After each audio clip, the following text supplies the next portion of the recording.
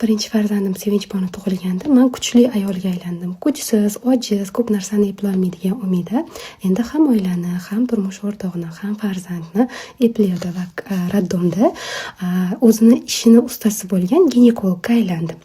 Muslimaxon tug'ilgandan keyin Muslimaxon meni yanada kuchli qildi. O'zini barakasi bilan yanada kuchli baraka olib keldi menga va men butun O'zbekistonga Instagram orqali tanildim.